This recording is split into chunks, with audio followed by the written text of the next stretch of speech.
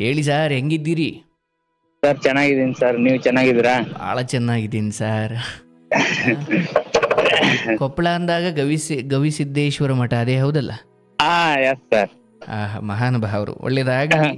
ಕಾರ್ಯಕ್ರಮ ಯಾವಾಗ್ಲಿಂದ ನೋಡ್ತಿದ್ದೀರಿ? Sir one year ಆಯ್ತು sir ನೋಡ್ಲಿಕ್ಕೆ. ಇದೇ ಮೊದಲನೇ ಸಾರಿ ಮಾತಾಡ್ತಿರೋದಾ? ಹ್ಞೂ ಸರ್, ಇದೇ ಫಸ್ಟ್ ಟೈಮ್ ಮಾತಾಡ್ತಾ ಇರೋದು. ಆಗ್ಲಿ. ಏನ್ ಕೆಲಸ ಮಾಡ್ಕೊಂಡಿರೋದು? ಸರ್ ನಾವು ಇದು ರೈತ ಸರ್, ಹೊಲದಲ್ಲಿ ಕೆಲಸ ಮಾಡ್ತೀರಿ. ಏನ್ ಬೆಳೆ ಬೆಳಿತೀರಿ ಸರ್? ಕಡ್ಲೆ, ಶೇಂಗಾ, ಹೆಸರು. ಶೇಂಗಾ? ಏನ್ ಶೇಂಗಾ? ಶೇಂಗಾ ಬೀಜ. ಶೇಂಗಾ? ಕಡ್ಲೆ ಬೀಜ? ಕಡ್ಲೆ ಬೀಜ. ಶೇಂಗಾ ಹೋಗಿ ಶೇಂಗಾ ಇಲ್ಲ ಸರ್, ನಮ್ ಕಡೆಗೆ ಕಡ್ಲೆ ಬೀಜ ಅಂತಂದ್ರೆ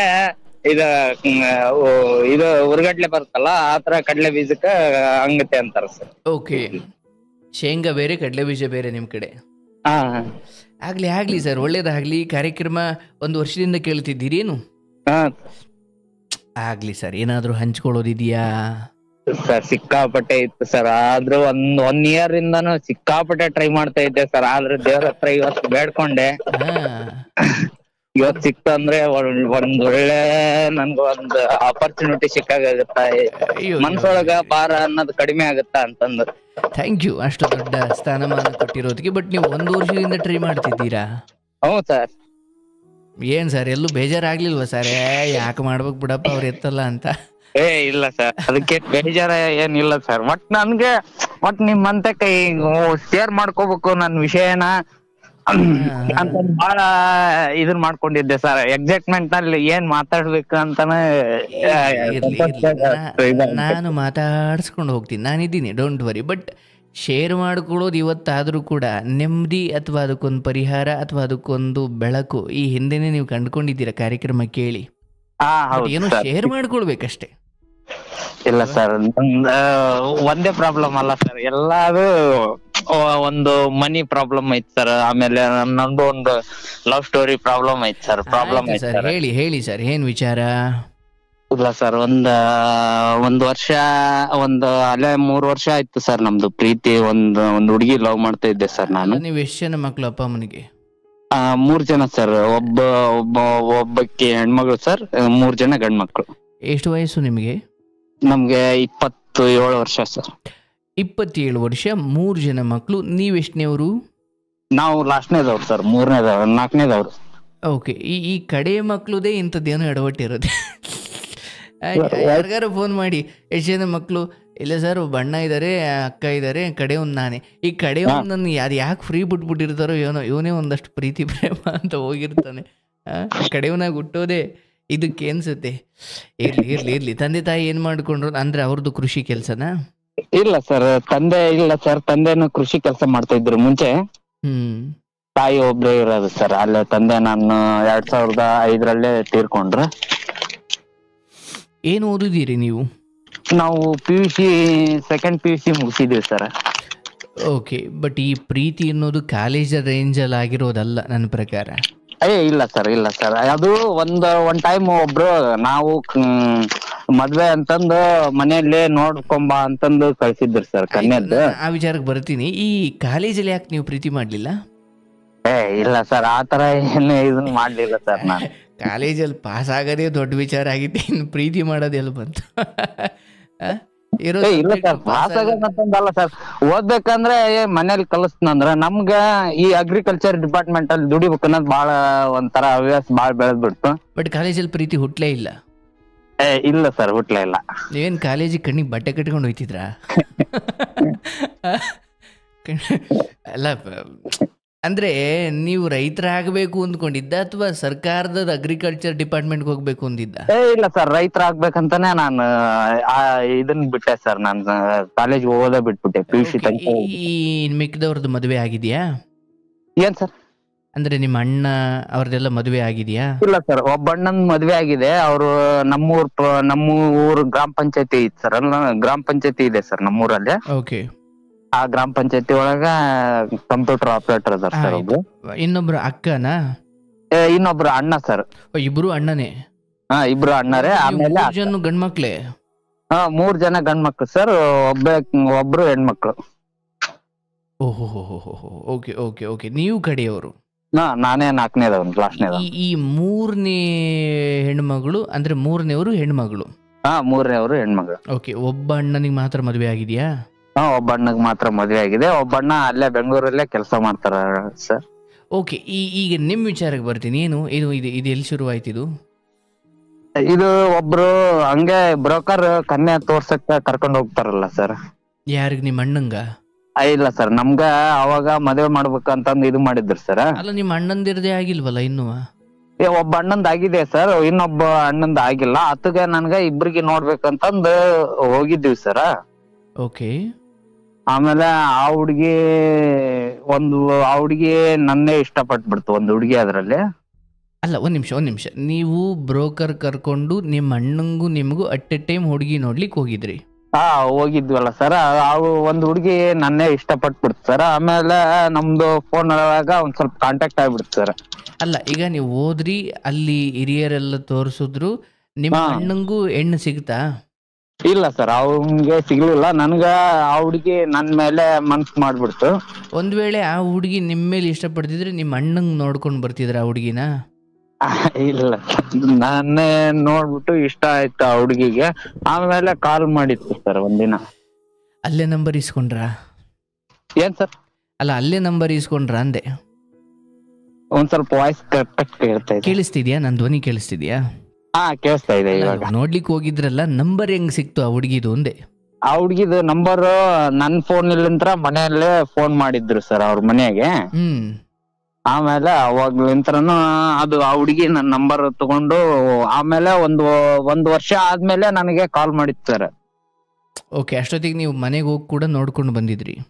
ನೋಡ್ಕೊಂಡ್ ಬಂದಿದ್ದೆ, ಅವಾಗ ನೋಡ್ಕೊಂಡ್ ಬಂದಿದ್ದೆ. ಆಮೇಲೆ ಇಲ್ಲಿ ನಮ್ಮ ಬಾವವ್ರ ಮನೆಗೆ ಬಂದಿತ್ತು ಆ ಹುಡುಗಿ ಒಂದ್ ಟೈಮ್. ನಮ್ಮ ಅವ್ವರ ತಮ್ಮರ ಮನೆಗೆ ಬಂದಿತ್ತು. ಇಲ್ಲೇ ಬಂದು ಸ್ಕೂಲ್ಗೆ ಹೋಗ್ತಾ ಇತ್ತು ಸರ್. ಟೆಂತ್ ಇದ್ದು ಸರ್, 10th ಇತ್ತು ಸರ್ ಆ ಹುಡುಗಿ. ಅಲ್ಲಪ್ಪ, ಹಂಗಾರೆ ನಿಮಗೆ ಮುಂಚೆ ಗೊತ್ತಿದ್ದು ಹುಡುಗಿನೇ? ಗೊತ್ತಿದ್ದು ಹುಡುಗಿನೇ ಸರ್. ಮತ್ತೆ ಅದಕ್ಕೆ ಬ್ರೋಕರ್ನೇ ಕರ್ಕೊಂಡು ಹೋಗಿದ್ರಿ? ಇಲ್ಲ ಸರ್, ಗೊತ್ತಿಲ್ಲ. ಅವಾಗ ಪರಿಚಯ ಆಯ್ತಲ್ಲ ಸರ್. ಆಮೇಲೆ ನಮ್ಮ ಬಾವರ್ ಮನಿಗ್ ಬಂತಲ್ಲ, ಅವರು ರಿಲೇಷನ್ ಸರ್, ನಂಗೆ ಗೊತ್ತಿದ್ದಿಲ್ಲ ಅವಾಗಿನ. ಅಂದ್ರೆ ಇನ್ನು ಓದಕ್ ಬಂತ ಅಲ್ಲಿಗೆ? ಓದಕ್ ಬಂತು, ನಮ್ಮೂರಿಗೆ ಓದ್ತಿತ್ತು. ಇಲ್ಲಿ 10th ಹೋಗ್ತಿದ್ಲು ಸರ್. ಅಂದ್ರೆ ಅವಾಗ ಇನ್ನು 10th ಹುಡುಗಿನ ಅದು? 10th ಹೋಗ್ತಿದ್ಲು. 10th ಮಾತಾಡ್ತಿದ್ರ ನೀವು? ಇಲ್ಲ ಸರ್, ಹಂಗೆ ಮಾತಾಡ್ತಿದ್ವಿ. ನಾನು ಅದ್ರ ಬಗ್ಗೆ ತಲೆ ಕೆಡ್ಸ್ಕೊಂಡಿದ್ದಿಲ್ಲ ಸರ್. ಹಿಂಗೆ ನಾನು ನಿನ್ನ ಇಷ್ಟಪಟ್ಟಿನಿ ಹಂಗ ಹಿಂಗೆ ಅಂತಿದ್ಲು. ನಾನು ಅದೊಂದು ಹೂನಪ್ಪ ಆಯ್ತು ಅಂತ ನಾನು ಸುಮ್ನೆ ಆದೆ ಸರ್. ಆಮೇಲೆ ನಮ್ಮ ಮನೆಗ್ ಬಂದ್ರು ಸರ್ ಆ ಹುಡುಗಿ. ನಮ್ಮ ಮನೆಗ್ ಬಂದು PUC ತನಕನು ನಾನೇ ಕಲ್ಸಿದ್ದೆ ಸರ್, 2nd PUC ತನಕನು. ನೀವೇ ಕಲ್ಸಿದ್ದೆ ಅಂದ್ರೆ ಏನ್ ಮೇಷ್ಟ್ರಾಗ ದುಡ್ಡು ಕೊಟ್ಟ? ನಾವೇ ನಾನೇ ಕಲ್ಸಿದ್ದೆ ಸರ್. ಎಲ್ಲಾ ದುಡ್ಡೆಲ್ಲ ಖರ್ಚು ಮಾಡ್ಕೊಂಡು ಕಲ್ಸಿದೆ ಸರ್ ಆ ಹುಡುಗಿಗೆ. ಒಂದ್ ನಿಮಿಷ. ಮತ್ತೆ ಅವ್ರ ನೆಂಟ್ರು ಅಥವಾ ಅವ್ರ ಅಪ್ಪ ಅಮ್ಮ ಓದಿಸ್ಲಿಲ್ವಾ? ಇಲ್ಲ ಸರ್, ಅವರು ಒಂದ್ ಸ್ವಲ್ಪ ಅವರು ತಾಯಿಯರು ನಮ್ ಕ್ಯಾಸ್ಟರ್ ಸರ್. ಅವ್ರ ತಂದೆ ಬೇರೆ ಕ್ಯಾಸ್ಟರ್, ಅವ್ರದ್ದು ಲವ್ ಮ್ಯಾರೇಜ್. ನೀವು ದುಡ್ಡು ಕೊಟ್ಟು ಓದಿಸ್ತಿದ್ದೀರಾ ಅಂತ ಎಲ್ರಿಗೂ ಗೊತ್ತಿತ್ತಾ? ಗೊತ್ತಿತ್ತು ಸರ್, ಮನೆಯಲ್ಲಿ ಎಲ್ಲ ಗೊತ್ತಿತ್ತು. ಓಕೆ. ಇವರಿಬ್ರು ಮದ್ವೆ ಆಗೋರು ಅನ್ನೋ ಅರ್ಥದಲ್ಲೂ ಅವರು ಅಂದ್ಕೊಂಡಿದ್ರಾ? ಅವರು ಹೊಂದ್ಕೊಂಡಿದ್ರು, ನಮ್ ತಾಯಿಯವರು ಹೊಂದ್ಕೊಂಡಿದ್ರು. ಹಾಗಾಗಿ ನೀವು ದುಡ್ಡು ಕೊಟ್ಟು ಓದಿಸ್ತಾ ಇದ್ರಿ? ಹೊಂದ್ಕೊಂಡಿದ್ರು ಸರ್, ಎಲ್ಲ ಇದಾಗಿತ್ತು ಸರ್. ಆಮೇಲೆ ಆ ಹುಡ್ಗಿ ಏನಾಯ್ತು, ನಾನು 2nd PUC ಮುಗೀತು ಸರ್. ಅವಳಿಗೆ ಏಜ್ ಆಗಿತ್ತು ಸರ್, ಆಲ್ರೆಡಿ 18 ಮುಗಿದಿದ್ವು. ನಾವು ನಮ್ ತಾಯಿಯರು ಏನಂದ್ರೆ, ಇಲ್ಲ ಎಲ್ಲ ಫಿಕ್ಸ್ ಮಾಡ್ಬಿಡೋಣ ಅಂತಂದು ಎಂಗೇಜ್ಮೆಂಟ್ ಇದನ್ ಮಾಡ್ಬೇಕು ಅಂತಂದು ಕೇಳಕ್ ಹೋದ್ನಂದ್ರ, ಆ ಹುಡುಗಿ ಒಳ್ಳೆ ಅವ್ರ ತಾಯಿಯವರು ಒಳ್ಳೆ ಇಲ್ಲ ನನ್ ಮಗಳು ಕೊಡಲ್ಲ ಹಂಗ ಹಿಂಗೆ ಅಂತ ಮಾತಾಡ್ಬಿಟ್ರು. ಅಯ್ಯೋ, ಅಲ್ಲಿವರೆಗೂ ಕೊಡ್ತೀನಿ ಅಂತ ಹೇಳಿದ್ರ? ಒಳ್ಳೆ ಕೊಡಲ್ಲ ಅಂತಂದ್ರು ಸರ್ ಅವ್ರ ತಾಯಿ. ಅಲ್ಲಿವರೆಗೂ ಕೊಡ್ತೀನಿ ಅಂತ ಹೇಳಿದ್ರ? ಕೊಡ್ತೀನಿ ಅಂತ ಮುಂಚೆಕ್ಕೆ ಹೇಳಿದ್ದು, ಆಮೇಲೆ ಕೊಡಲ್ಲ ಅಂತ ಅಂದ್ಬಿಟ್ರು ಸರ್. ಆಮೇಲೆ ನನ್ ಧ್ವನಿ ಸ್ಪಷ್ಟವಾಗಿ ಕೇಳಿಸ್ತಾ ಇದೆಯಾ? ಇಲ್ಲ ಸರ್, ಸ್ವಲ್ಪ ವಾಯ್ಸ್ ಬ್ರೇಕ್ ಆಗ್ತಾ ಇದೆ ಸರ್. ಈಗ ಕೇಳಿಸ್ತಾ ಇದೆಯಾ ನನ್ ಧ್ವನಿ? ಕೇಳಿಸ್ತಾ ಇದೆ ಸರ್. ಅಲ್ಲಿವರೆಗೂ ಯಾವುದೇ ತಕರಾರು ಇರ್ಲಿಲ್ಲ ನೀವು ಓದಿಸೋ ಸಮಯದಲ್ಲಿ? ಸರ್ ಒಂದ್ ಸ್ವಲ್ಪ ವಾಯ್ಸ್ ಬ್ರೇಕ್ ಆಗ್ತದೆ. ಅಯ್ಯೋ ದೇವ್ರೆ, ಒಂದ್ ನಿಮಿಷ ಇರಪ್ಪ. ಕೇಳಿಸ್ತಿಲ್ವಾ? ಇವಾಗ ಕೇಳಿಸ್ತಾ ಇದೆ ಸರ್. ಕೇಳಿಸ್ತಿದೆಯೋ ಕೇಳಿಸ್ತಿಲ್ವೋ?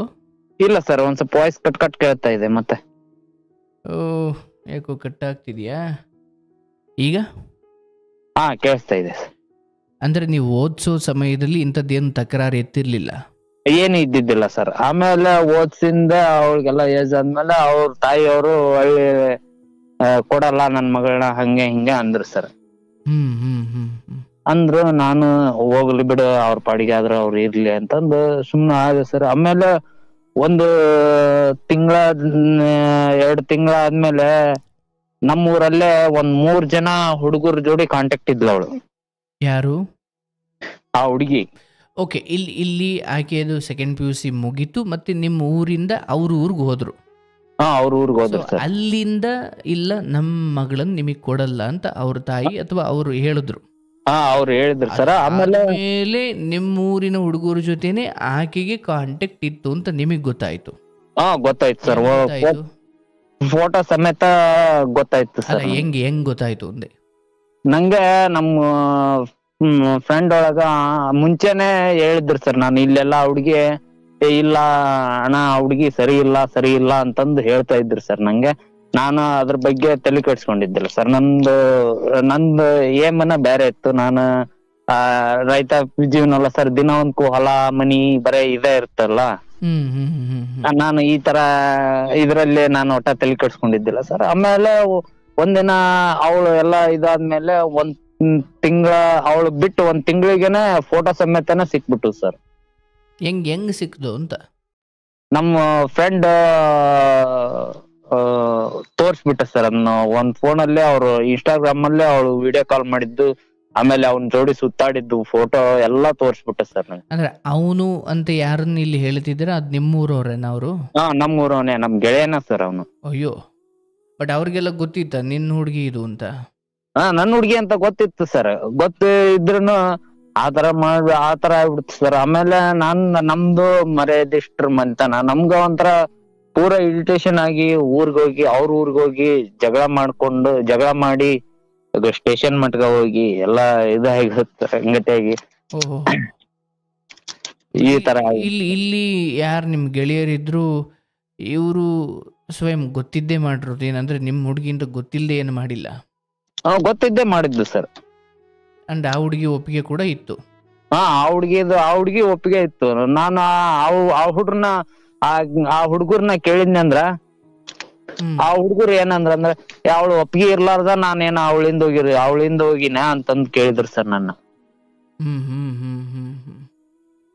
ಈ ತರಾನ ಇರ್ತಾರಲ್ಲಪ್ಪ ಜನ ಅಂತಂದ್ ನನಗ ಈಗ ಮನೆಯಲ್ಲೇ ಕನ್ಯಾ ನೋಡಪ್ಪ ಎಲ್ಲಾದ್ರೂ ಮದ್ವಿ ಮಾಡ್ಕೊ ಅಂತಾರ ಸರ್. ನಂಗ್ ನೋಡಿದ್ರ ಇಂಟ್ರೆಸ್ಟ್ ಹೋಗ್ಬಿಟ್ಟತ್ ಸರ್. ಅದ್ರ ಮ್ಯಾಗನ ಇಂಟ್ರೆಸ್ಟ್ ಅನ್ನೋದ ಇಲ್ಲ ಸರ್. ಯಾಕೆ ಈ ತರ ಆಗ್ಬಿಡ್ತಲ್ಲ ಸರ್ ಲೈಫ್ ಅಲ್ಲಿ. ನನಗ ಒಂಥರ ಮನ್ಸಿಗೆ ಬಾಳ ಅಂದ್ರ ಬಾಳ ಕೆಟ್ಟ ಆಗ್ಬಿಟ್ಟೈತೆ.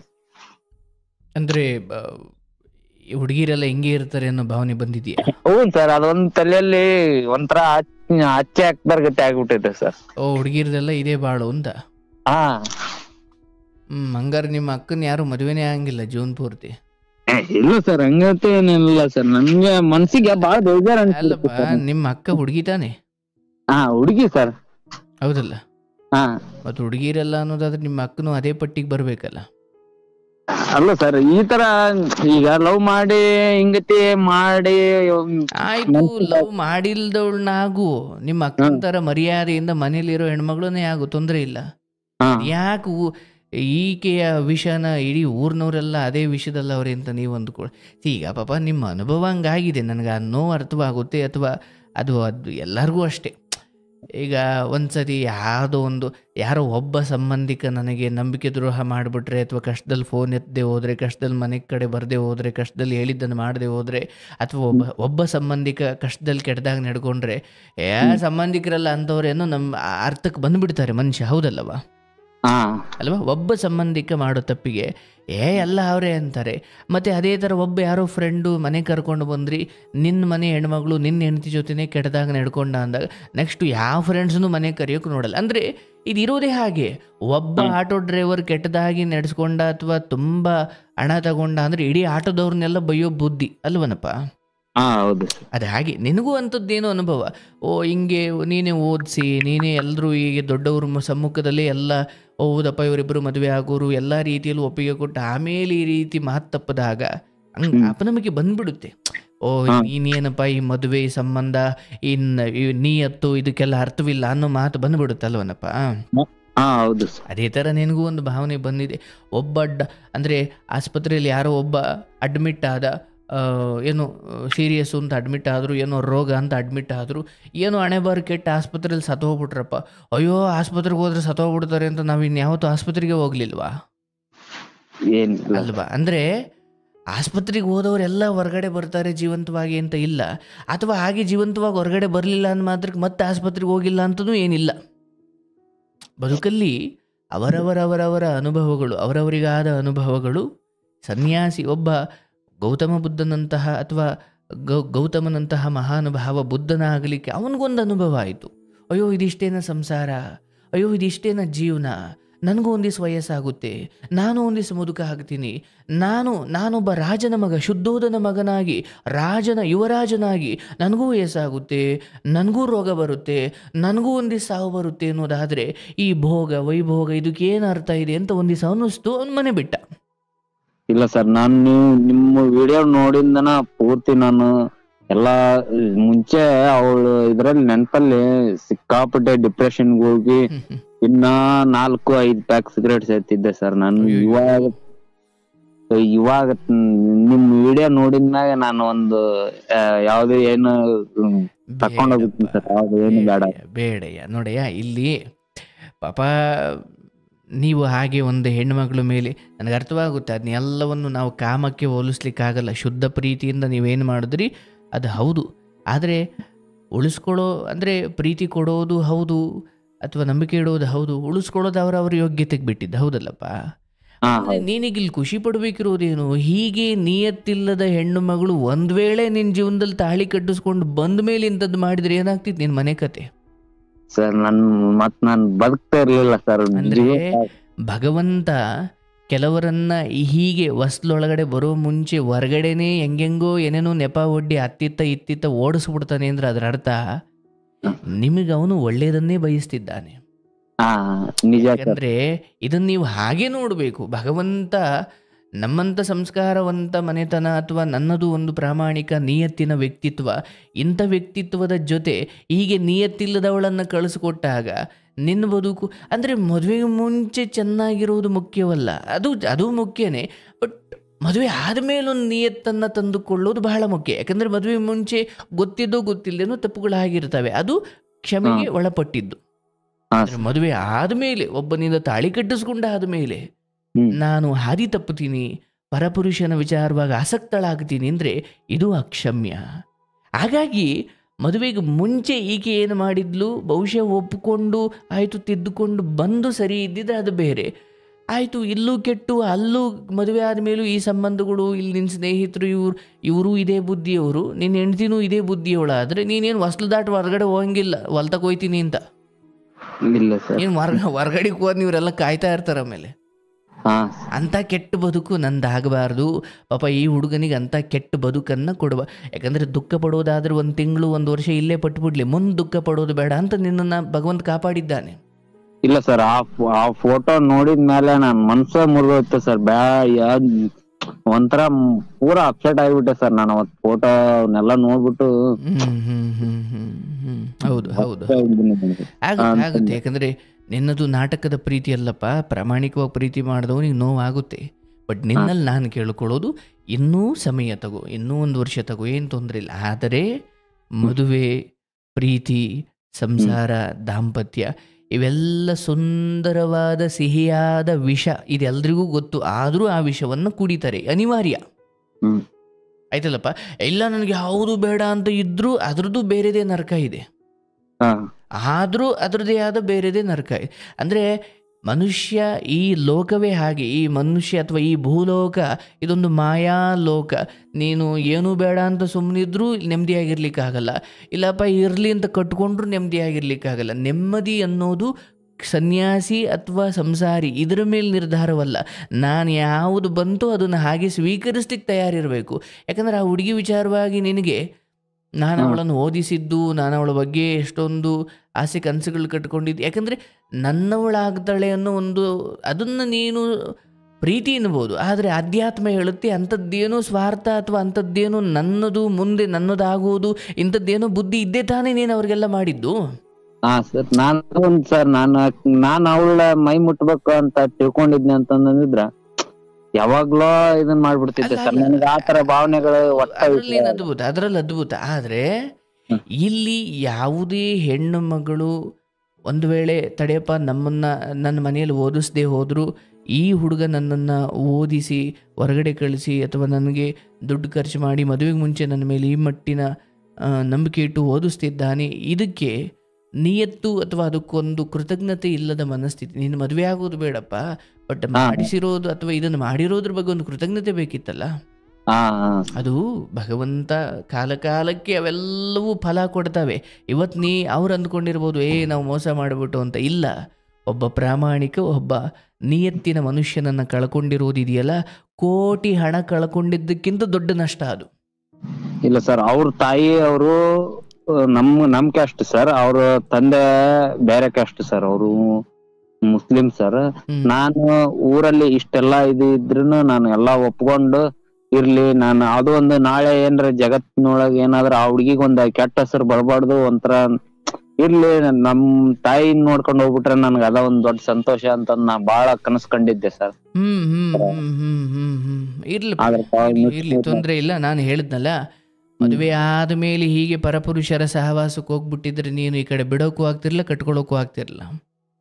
ಭಗವಂತ ಅದಕ್ಕೂ ಮುಂಚೆನೆ ಇಂಥವೆಲ್ಲ ಸ್ವಲ್ಪ ಫಿಲ್ಟರ್ ಮಾಡಿದ್ದಾನೆ. ಹಾಗಂತ ಎಲ್ಲ ಮದುವೆನೇ ಬೇಡ, ಅದು ಬೇಡ, ಇದು ಬೇಡ ಹಂಗಲ್ಲಪ್ಪ. ನಾನು ಈಗ ಒಬ್ಬ ಸಂಸ್ಕಾರವಂತ ಮನೆತನದ ಹುಡುಗ ಆಗಿದ್ದಾಗ ಹಿರಿಯರ ಮೂಲಕ ಹೋಗಬೇಕು. ಬಡವ್ರ ಮನೆಯಲ್ಲಾದ್ರೂ ಸರಿ, ಕಪ್ಪಾಗಿರೋ ಹುಡುಗಿ ಆದ್ರೂ ಸರಿ, ಏನೋ ಗುಣವಂತೆಯನ್ನ ಮದುವೆ ಅಂದರೆ ಹಿರಿಯರ ಸಮ್ಮುಖದಲ್ಲಿ ಹೋಗಬೇಕು, ಎಂಗೇಜ್ಮೆಂಟ್ ಮಾಡ್ಕೊಳ್ಬೇಕು, ಮದುವೆ ಆಗಬೇಕು. ನಾನು ಎಂಗೇಜ್ಮೆಂಟ್ ಮಾಡ್ಕೊಂಬಿಟ್ಟು ವರ್ಷಾನುಗಟ್ಲೆ ಬಿಡ್ತೀನಿ. ಓದ್ಲಿಕ್ಕೆ ಕಳಿಸೋದು ತಪ್ಪು ಅಂತಲ್ಲ, ಬಟ್ ಬಹುಶಃ ನಾನು ಆಯ್ಕೆ ಮಾಡಿಕೊಂಡ ಮಾರ್ಗ ತಪ್ಪೇನು ಅಂತ ನಿಮ್ಮನ್ನು ನೀವು ತಿದ್ದುಕೊಳ್ಳಿ ಅಷ್ಟೇ. ನೆಕ್ಸ್ಟ್ ಆ ತಪ್ಪುಗಳಾಗೋದು ಬೇಡ. ಯಾಕೆ ನೋಡ್ಕೊಂಬರೋದಂತೆ, ವರ್ಷಾನುಗಟ್ಲೆ ಅದನ್ನ ಬಿಡೋದಂತೆ. ಯಾಕಂದ್ರೆ ಅವಳಿಗೆ ಏಜ್ ಆಗಿದ್ದಿಲ್ಲ ಸರ್, ಅವಳಿಗೆ ಅವಾಗ ಏಜ್ ಆಗಿದ್ದಿಲ್ಲ. ಏಜ್ ಆಗಿಲ್ಲ ಅಂದಿದ್ರೆ ನಿನ್ನ ಮನೆಯಲ್ಲಿ ಇಟ್ಕೊಳ್ಳಿ, ನಾವು ಮದುವೆ ಆಗೋ ಸಮಯ ಅಥವಾ ಏಜ್ ಆದ ಸಮಯಕ್ಕೆ ನಾವು ಮತ್ತೆ ಮಾತಾಡಿ ಕರ್ಕೊಂಡು ಹೋಗ್ತೀವಿ, ಮದುವೆ ಆಗ್ತೀವಿ ಅಂತ ಹೇಳಿ ಬರಬೇಕಿತ್ತು. ಅಂದರೆ ನಾನು ನಂಬರ್ ತಗೊಂಡು ಏನೆಲ್ಲ ತುಂಬ ಮುಂದೆ ಹೆಜ್ಜೆ ಇಟ್ಬಿಟ್ನಲ್ಲಪ್ಪ, ಅದು ಯಾಕೋ ಬೇಕಿರಲಿಲ್ಲ ಅಂತ. ಯಾಕಂದರೆ ನಿನಗೆ ಅವಳು ಸಂಪರ್ಕಕ್ಕೆ ಇಲ್ಲದೇನೆ ಅವಳು ಏನೇನೋ ಮಾಡ್ಕೊಂಡು ಆಮೇಲೆ ಮದುವೆ ಆಗೋ ಕಾಲಕ್ಕೆ ಇಲ್ಲಪ್ಪ ಅವ್ರ ಮನೆಯವರು ಒಡೆದು ತಿದ್ದಿ ಬುದ್ಧಿ ಹೇಳಿ ನೀನು ಮದುವೆ ಆಗಿ ಆ ಮನೆಗೆ ಹೋಗು, ನಿಯತ್ತಾಗಿರು ಅಂತ ಹೇಳಿ ಕಳಿಸ್ತಿದ್ರು ಏನು.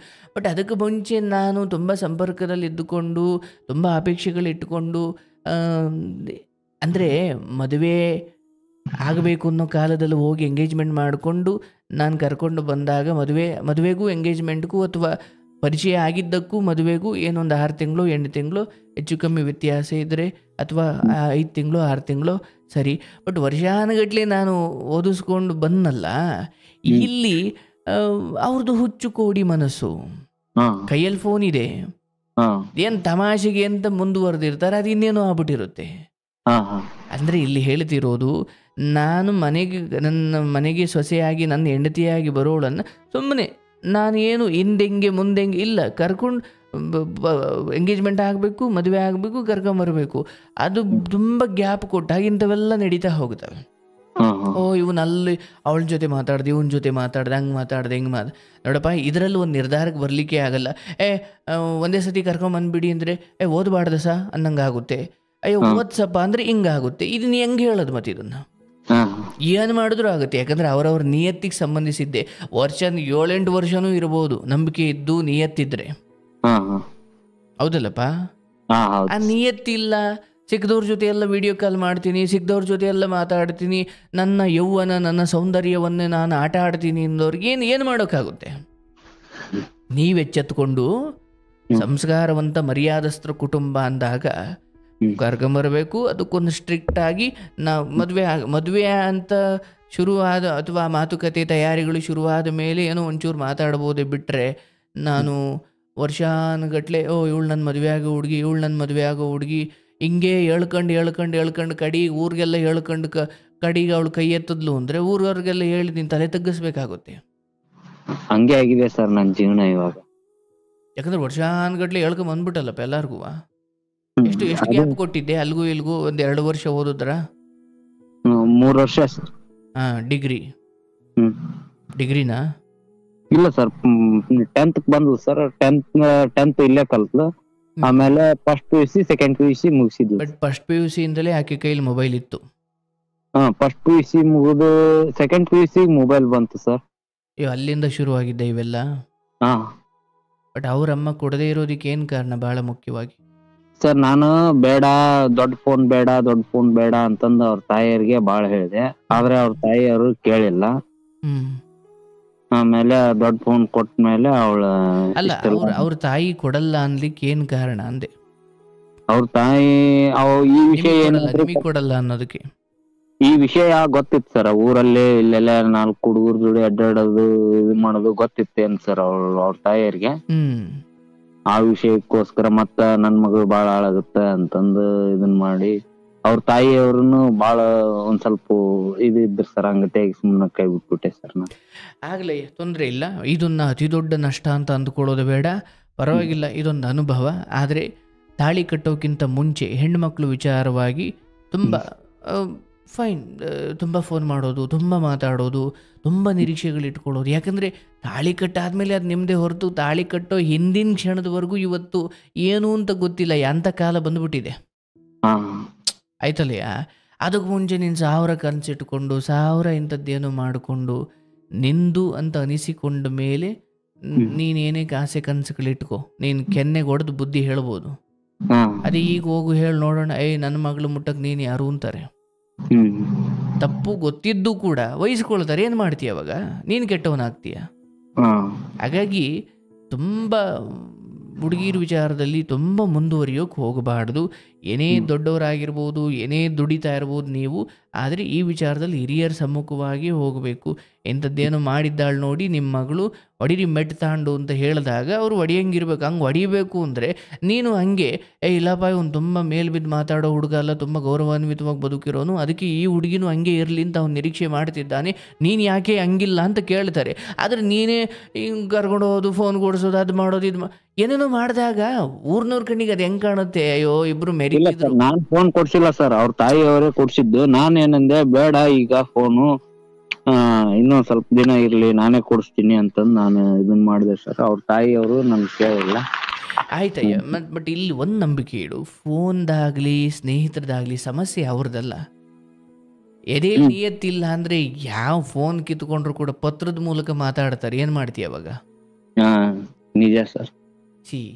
ಅಲ್ಲಿ ಹೃದಯದಲ್ಲಿ ನಿಯತ್ತಿಲ್ಲ ಅಂದಾಗ, ಅಲ್ಲಿ ನಾನು ಚಪಲವನ್ನ ಇಟ್ಕೊಂಡು ಕೂತಿದ್ದಾಗ ನೀನು ಏನು ಕಿತ್ಕೊಂಡ್ರು ಕೂಡ ಅವರಂಥದ್ದೇನೋ ಸಮಯಕ್ಕೆ ಕಾಯ್ತಾ ಇರ್ತಾರೆ. ಹೌದಲ್ಲಪ್ಪ? ನಿಜ. ವಿಷಯ ಫೋನ್ದು ಅಲ್ಲ, ಅಥವಾ ಹೊರಗಡೆ ಕಳಿಸಿದ್ದು ಅಲ್ಲ, ಅಥವಾ ಸ್ನೇಹಿತರದ್ದು ಅಲ್ಲ, ಏನೂ ಅಲ್ಲ. ವಿಷಯ ನಿಯತ್ತಿಲ್ಲ ಅನ್ನೋದಷ್ಟೇ ಆಗಿದೆ. ಹೌದು ಸರ್. ಇರ್ಬೇಕಾದ್ರೆ ನಾನೇನ್ ಮಾಡ್ಬೇಕು? ಹೌದಪ್ಪ, ಇದು ಈಗಲೇ ಬಚಾವಾದೆ, ನಾನು ಈಗಲೇ ಇದು ಬಿಟ್ಟು ಹೋಯ್ತು. ಏನೋ ಅವ್ರ ಅಮ್ಮ ಬೇಡ ಅಂದ್ರೋ ಇನ್ನೇನೋ ಅಂದ್ರೋ ಅದೆಲ್ಲ ನೆಪ ಅಷ್ಟೇ. ನಿನ್ನಂತ ಒಳ್ಳೆಯವನನ್ನ ಕಾಪಾಡಬೇಕಿತ್ತು, ಭಗವಂತನಿಗೆ ಈ ದಾರಿ ಬಿಟ್ಟರೆ ಬೇರೆ ಇರಲಿಲ್ಲ. ಈಗ ನೋವಾಗಿರ್ಬೋದು, ಇಂಜೆಕ್ಷನ್ ಕೊಟ್ಟಾಗ ನೋವಾಗುತ್ತೆ, ಆದರೆ ಇಂಜೆಕ್ಷನ್ ಕೊಟ್ಟ ಉದ್ದೇಶವೇನು? ನಿನ್ನ ರೋಗ ದೂರ ಆಗಲಿ ಅಂತ. ಹಾಗೆ ಭಗವಂತ ಕೆಲವೊಂದನ್ನು ಕಿತ್ತುಕೊಂಡಾಗ ನಿಮಗೆ ನೋವಾಗುತ್ತೆ, ಕಾರಣ ನಾಳೆ ನಿಮಗೆ ಬದುಕು ತೊಂದರೆ ಆಗಬಾರ್ದು ಅಂತ.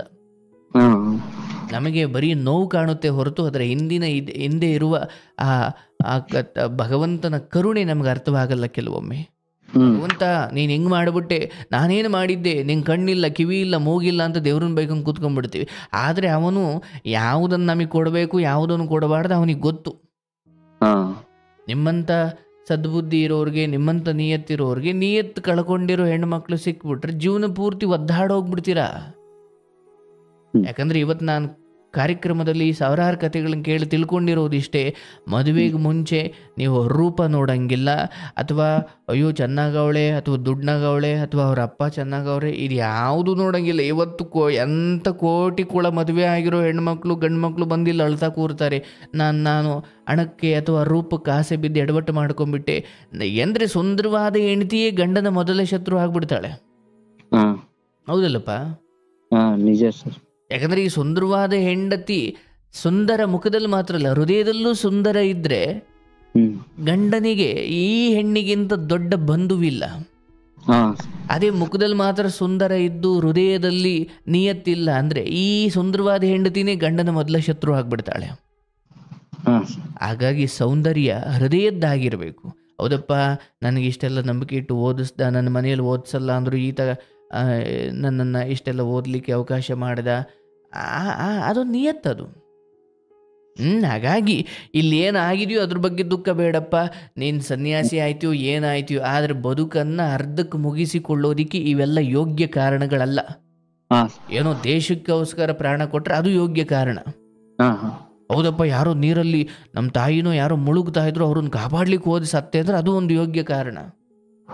ಇಂಥವಕ್ಕೆಲ್ಲ ನಾನು ಡಿಪ್ರೆಷನ್ಗೆ ಹೋಗಿ ಏನೋ ರೋಗ ತರಿಸ್ಕೊಂಡು ಮನೆಯವ್ರಿಗೆಲ್ಲ ತೊಂದರೆ ಕೊಟ್ಟರೆ ಅದೊಂದು ಬದುಕ? ಅದು ಮನೆಯಲ್ಲಿ ಗೊತ್ತಿಲ್ಲ ಸರ್ ನಂದು ಇದೆಲ್ಲ ಪ್ರಾಬ್ಲಮ್. ನಾನು ಈ ತರ ಮಾಡ್ಕೊಂಡು ಅಡ್ಡಾಡಿದ್ದು ಸ್ವಲ್ಪ ದಿನ ಪೂರಾ ವೀಕ್ ಆಗಿಬಿಟ್ಟಿದ್ದೆ ಸರ್ ಮನೆಯಲ್ಲಿ. ಆಮೇಲೆ ಎದಕ್ಕೋಸ್ಕರ ಇದೆ ಅಂತಂದು ಎಲ್ಲ ಬಾಳ ಪ್ರಾಬ್ಲಮ್ ಆಗಿ ಆಮೇಲೆ ಇವಾಗ ಈಗ ನೋಡಿ, ಈಗ ಸಂಸ್ಕಾರವಂತರ ಮನೆತನ, ಗೌರವಾನ್ವಿತ ಮನೆತನ ಅಂತೀಯ, ಬಟ್ ಇಂಥವನ್ನೆಲ್ಲ ಮುಂದುವರಿಸುವಷ್ಟು ಅದು ಹೇಗೆ ಗೌರವ ಆಗುತ್ತಯ್ಯ ಅದು?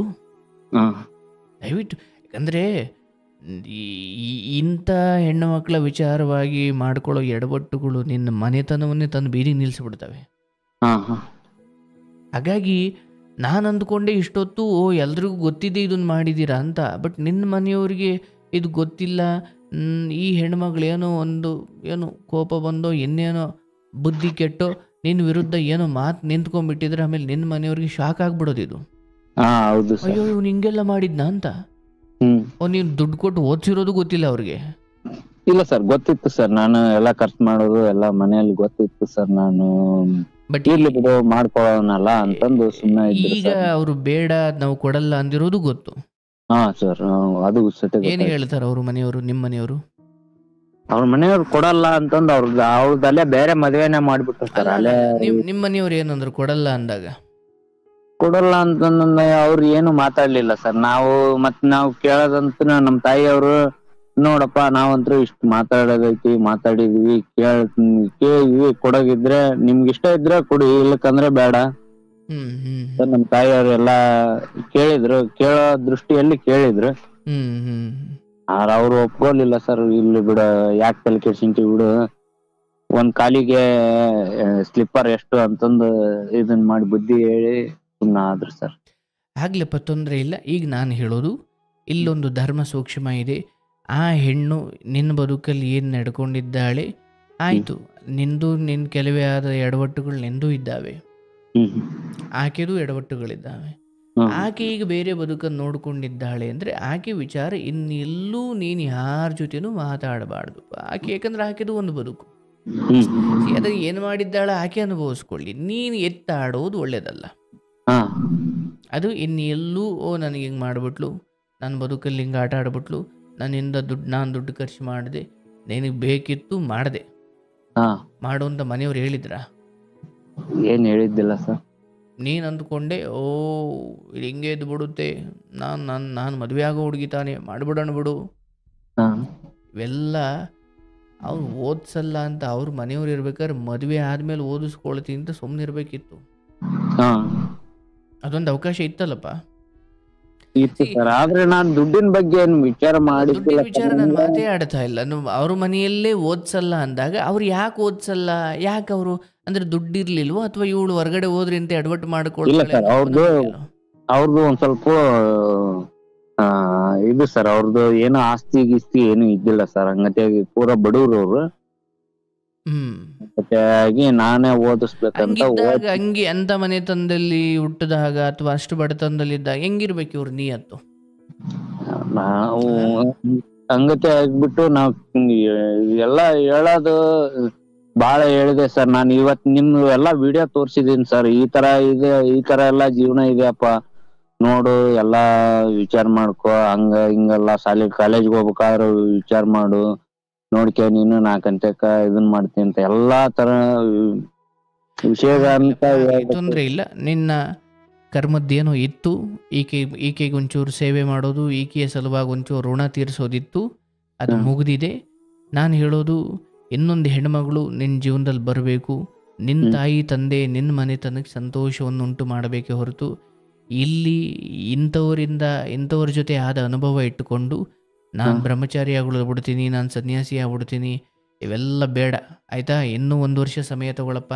ಆಕೆ ಮೋಸ ಮಾಡಿದವಳೆ ಇನ್ನೊಂದು ಮದುವೆಯಾಗಿ ಆರಾಮಾಗಿರ್ಬೇಕಾದ್ರೆ ನೀನು ಅದಕ್ಕಿಂತ ಚೆನ್ನಾಗಿರ್ಬೇಕು. ಆದರೆ ಆಕೆಯ ಜೊತೆ ಕಳೆದ ಅಥವಾ ಆಕೆಯ ಜೊತೆ ಆದ ಈ ಕಹಿ ಘಟನೆಗಳು ಇಲ್ಲ ಸರ್. ಆಕಿಕ್ಕಿಂತ ಅಲ್ಲ, ಆಕಿದ್ ಯಾವಾಗ ಫೋಟೋ ನೋಡಿದೆ ಆಕಿಕ್ಕಿಂತ ರಾಯಲ್ ಆಗಿನ ಬದುಕಿದೀನಿ ಸರ್. ನಾನು ಹೇಳ್ತಿರೋದು ಕೆಲಸ, ಅದು ನೀನು ಬದುಕಬೇಕು. ಮದುವೆ ಆಗ್ತೀಯ, ಅಪ್ಪ ಅಮ್ಮ ಹೇಳ್ತೀಯ, ಅದು ಬೇರೆ. ನಾನು ಹೇಳ್ತಿರೋದು ಇನ್ನೆಲ್ಲೂ ಕೂಡ ಹೀಗೆಯ ವಿಚಾರವಾಗಿ ಪ್ರಸ್ತಾಪ ಯಾರ ಜೊತೆನೂ ಮಾಡಬೇಡ. ಅಂದರೆ ಇದು ಈಗ ನಮ್ಮ ಹತ್ರ ಹೇಳಿದ್ರೆ ಅದು ಸರಿ, ಅದು ಬೇರೆ. ಅದು ಒಬ್ಬ ಗುರುವಿನ ಹತ್ರ ಅಥವಾ ಒಬ್ಬರು ನಂಬಿಕಸ್ಥರ ಹತ್ರ ಹೇಳೋದು ಅದು ಬೇರೆ. ಇದು ಇನ್ನೆಲ್ಲಿ ಏನು ಹೇಳಿದ್ರು ಕೂಡ ಒಂದು ಅವಳ ಬದುಕಿಗೂ ತೊಂದರೆ, ಅದಕ್ಕಿಂತ ಜಾಸ್ತಿ ನಿನ್ನ ಬದುಕಿಗೆ ತೊಂದರೆ. ಯಾಕಂದ್ರೆ ನಾಳೆ ದಿನ ಯಾರೋ ಬರಬೇಕು ಅಂದಾಗ ಇದು ಇಲ್ಲೇ ಮಣ್ಣಿಗೆ ಮುಚ್ಚಿಬಿಡ್ಬೇಕಿದ್ನ. ಇನ್ನೂ 4 ಕಡೆ ಹೇಳಿದಾಗ 4 ಜನಕ್ಕೆ ಗೊತ್ತಾದಾಗ ಎಲ್ಲೋ ಸ್ನೇಹಿತರಿಗಿಂತಲೇ ಹೇಳಿರ್ತೀರ, ಅವರೇ ಬೆನ್ನಿಚೂರಿ ಹಾಕ್ಬಿಡ್ತಾರೆ. ಮತ್ತು ನಾಳೆ ದಿನ ಬಂದು ನಿನ್ನ ಹೆಂಡತಿಗೆ ಯಾರೋ ಏನೋ ಹೇಳ್ಕೊಟ್ಟು ಮತ್ತೆ ಹಾಳಾಗೋದು ಬೇಡ. ಇಲ್ಲಿಗೆ ಇದು ಮುಗಿದು ಬಿಡಬೇಕು. ಆ ಹೆಣ್ಣಿನ ಬದುಕು ಚೆನ್ನಾಗಿರ್ಲಿ, ತೊಂದರೆ ಇಲ್ಲ ಆಯ್ತಾ. ಅವ್ರಿಗೆ ನೀನು ಬೇಕಾಗಿರ್ಲಿಲ್ಲ, ಏನೋ ಅವ್ರವ್ರ ಜೀವನ ಅವ್ರವ್ರ ಇಷ್ಟ. ಇಲ್ಲ ಸರ್, ನಂಗ ಮನ್ಸಿಗೆ ಬೇಜಾರಾಗಿದ್ದ ಅಂತಂದ್ರ ಕಡೆಗೆ ಒಬ್ರನ್ನ ಯಾರಾದ್ರೂ ಲವ್ ಮಾಡಿ ಹೋಗಿದ್ಲ ಅಂತ ನಂಗೆ ಅದಕ್ ಬೇಜಾರಿದ್ದಿಲ್ಲ ಸರ್. 4-5 ಜನ ಮೇಂಟೈನ್ ಮಾಡ್ಕೊಂಡು ಇವ್ರು ಈ ತರ ಪೂರಾ ಅಸಹ್ಯತನ ಮಾಡ್ತಾರಂತ ನನ್ನ ನನ್ನ ಲೈಫ್ ಅಲ್ಲೇ ಅನ್ಕೊಂಡಿದ್ದಿಲ್ಲ ಸರ್. ಏನ್ ಮಾಡೋಕ್ಕಾಗುತ್ತಪ್ಪ, ಪಾಲಿಗೆ ಬಂದಿದ್ದು ಪಂಚಾಮೃತ. ಬಟ್ ನೀನು ಇನ್ನೇನು ಅಲ್ಲ ಸರ್, ಈಗ ನಾವಂತೂ ನಿಮ್ಮ ಹತ್ರ ವಿಡಿಯೋ ನೋಡಿದ್ವಿ, ತಿಳ್ಕೊಂಡ್ವಿ, ಎಲ್ಲ ಇದು ಆದ್ವಿ ಸರ್. ಏನಾರ ನಿಮ್ಮಂತರ ವಿಡಿಯೋ ನನ್ ಕಣ್ಣಿಗೆ ಏನಾದ್ರು ಬೀಳಿಲ್ಲ ಅಂತಂದಿದ್ರ ನಾನು ಇವತ್ತಿನ ಜೀವನ ನಾನು ಇಷ್ಟು ದಿನ ಬದುಕ್ತೇನೆ ಇರ್ಲಿಲ್ಲ ಸರ್. ಪೂರಾ ವೀಕ್ ಆಗ್ಬಿಟ್ಟಿದ್ದೆ ನಾನು. ಹೌದು ಹೌದು. ಅಂದ್ರೆ ಪ್ರೀತಿಯಲ್ಲಿ ಅಥವಾ ವೈಫಲ್ಯವನ್ನು ಅನುಭವಿಸಿದಾಗ ಅಥವಾ ನಿರೀಕ್ಷೆಗಳೆಲ್ಲ ಮಣ್ಣಾದಾಗ ಸುಳ್ಳಾದಾಗ ಅದನ್ನು ತಡ್ಕೊಳ್ಳೋದಕ್ಕೆ ಮಾರ್ಗದರ್ಶನ ಸಿಗುತ್ತೋ ಗೆದ್ದುಕೊಂಡ್ರಿ, ಇಲ್ಲಾಂದ್ರೆ ಮನಸ್ಸು ಇಲ್ಲ ನಡಿ ಸಾಯೋಣ ಅಂತ ಹೇಳ್ಬಿಡುತ್ತದು. ಇಲ್ಲ ಸರ್, ಮುಂದೆ ನನ್ಗೆ ಅಡ್ಡಾಡಕ್ ಸತೆ ಬರ್ತಿದ್ದಿಲ್ಲ ಸರ್. ಪೂರಾ ವೀಕ್ ಆಗ್ಬಿಟ್ಟು ಪೂರಾ ಕಾಲೆಲ್ಲ ಇದಾಗ್ಬಿಟ್ಟಿತ್ತು ಸರ್. ಆಗುತ್ತೆ. ಆದ್ರೆ ನಾನು ಹೇಳೋದು, ಹೀಗೆ ಮೈನ್ ರೋಡಲ್ಲಿ ಹೋಗ್ತಾ ಇದೀಯಾ, ಯಾವುದೋ ಒಬ್ಬ ಲಾರಿಯವನು ಚೂರು ಜಸ್ಟ್ ಇದ್ದಿದ್ರೆ ನೀನು ನಜ್ಗುಜ್ಜಾಗ್ಬಿಡ್ತಿದ್ದೆ. ಜಸ್ಟ್ ಬಟ್ಟೆ ಟಚ್ ಆಗಿ ಎಷ್ಟು ಸ್ಪೀಡಲ್ಲಿದ್ದ ಅಂದರೆ ಆ ಸ್ಪೀಡಲ್ಲಿ ಸುಮ್ಮನೆ ಟಚ್ ಆಗಿದ್ರೆ ಸಾಕಿದ್ದು, ನನ್ನ ಬಾಡಿ ಹೋಗಿ ಎಲ್ಲೋ ಸೈಡಲ್ಲಿ ಬಿದ್ದಿರೋದು ಅನ್ನೋಷ್ಟು ಜಸ್ಟ್ ಮಿಸ್ ಆದೆ ಕಣಪ್ಪ ಅಂತ ಹೇಳ್ತಾರಲ್ಲ. ಸಾವಿನ ದರ್ಶನ ಆಯಿತು ಅಂತಾರಲ್ಲ, ಹಂಗೆ ಈ ವಿಚಾರದಲ್ಲಿ ನೀನು ಜಸ್ಟ್ ಮಿಸ್ ಆಗಿದೀಯಾ. ಯಾಕೆಂದ್ರೆ ಇಂಥವ್ರು ನೀನು ಬದುಕಲ್ಲಿ ಬಂದ್ಬಿಟ್ಟಿದ್ರೆ ಅದೊಂಥರ ಲಾರಿ ಗುದ್ದಂಗೆ. ಲಾರಿ ಗುದ್ದಿದ್ರೆ ಒಂದ್ಸತಿ ಸಾಯ್ತಿದ್ದೆ, ಇಲ್ಲಿ ಜೀವನ ಪೂರ್ತಿ ಸಾಯ್ಬೇಕಿತ್ತ ಆಮೇಲೆ. ಹಾಗಾಗಿ ಹೇಳ್ತಾರಲ್ಲ, ಅಯ್ಯೋ ಯಪ್ಪ ಇವತ್ತು ನಾನು ಜಸ್ಟ್ ಮಿಸ್ ಆದೆ ಕಣಯ್ಯ ಅಂತಾರಲ್ಲ, ಹಂಗೆ ನೀನು ಹೇಳಬೇಕು. ಯಾರಿಗೂ ಕತೆ ಹೇಳಬೇಡ, ಆದರೆ ಸುಮ್ಮನೆ ಹೇಳ್ಕೊ, ಯಪ್ಪ ಜಸ್ಟ್ ಮಿಸ್ ಆದೆ. ಇಂಥವ್ರ ಜೀವನದಲ್ಲಿ ಹೋಗ್ಬಿಟ್ಟಿದ್ರೆ ಬದುಕು ಮೂರಾಬಟ್ಟೆ ಆಗ್ಬಿಡೋದು. ಹಾಗಾಗಿ ನನಗೂ ಒಂದೇ ಹೆಣ್ಮಗಳು ಬರ್ತಾಳೆ, ನನ್ನ ನಿಯತ್ತನ್ನು ಹಾಗೆ ಉಳಿಸ್ಕೊಡೋಣ. ಪ್ರೀತಿಯನ್ನು ಯಾರಿಗೆ ಬೇಕು ಅವರಿಗೆ ಎಲ್ಲರಿಗೂ ಪ್ರೀತಿ ಕೊಡೋಣ, ಆದರೆ ಸಂಗಾತಿಗೆ ಕೊಡೋ ಪ್ರೀತಿಯನ್ನು ಜೋಪಾನ ಮಾಡಿಟ್ಕೊಂಡು ಆ ನಿಯತ್ತಾಗಿ ನನ್ನ ಬದುಕಲ್ಲಿ ಬಂದು ನನ್ನ ಬದುಕನ್ನು ಅರಳಿಸ್ತಾಳಲ್ಲ, ನನ್ನ ಬದುಕನ್ನು ಸಂತೋಷಪಡಿಸ್ತಾಳಲ್ಲ, ನನ್ನ ಮನೆತನವನ್ನು ಬೆಳಗ್ತಾಳಲ್ಲ, ಆ ಹೆಣ್ಣಿಗೆ ನನ್ನ ಆ ಸಂಗಾತಿ ಪ್ರೀತಿಯನ್ನು ಜೋಪಾನ ಮಾಡಿಟ್ಕೊಂಡು ಕೊಡಬೇಕು. ಅದು ನಿಂಗೆ ಮದುವೆ ಮುಂಚೆ ಯಾರ್ಯಾರಿಗೋ ಕೊಟ್ಕೊಂಡ್ಬಂದ್ಬಿಟ್ರೆ ಅದಕ್ಕೇನು ಬೆಲೆ ಇರುತ್ತಾನೆ ಅದಕ್ಕೆ? ಇಲ್ಲ ಸರ್. ಹಾಗಾಗಿ ಸುಮ್ಮನೆ ಬರೀ 6 ತಿಂಗಳ ಸರ್, 6 ತಿಂಗಳಲ್ಲಿ ಎಲ್ಲಾದು ತಗೊಂಡಿದ್ದೀನಿ ಸರ್. ಗಾಡಿ ತಗೊಂಡೆ, ಕಾರ್ ತಗೊಂಡೆ, ಟ್ಯಾಕ್ಟ್ರಿ ಎಲ್ಲಾದು ತಗೊಂಡಿದ್ದೀನಿ ಸರ್. ನನ್ಗೆ ನನ್ ರೈತ ಜೀವನದಾಗ ಎಲ್ಲಾದು ಮಾಡ್ಕೋಬೇಕಾಯ್ದೆಲ್ಲ ಮಾಡ್ಕೊಂಡೆ ಸರ್ ಎಲ್ಲ. ಗಾಡಿ ತಗೊಂಡ ಮೇಲೆ ನಿನ್ ಬಾಡಿ ಹೊತ್ಕೊಂಡು ಹೋಗಿ ಮಾಡ್ಕೊಂಡ್ಬಿಟ್ಟಿದ್ದಲ್ಲ, ಗಾಡಿ ಮೇಲೆ ನಿನ್ ಬಾಡಿ ಹಾಕೊಂಡು ಹೋಗ್ಬೇಕಾಯ್ತು.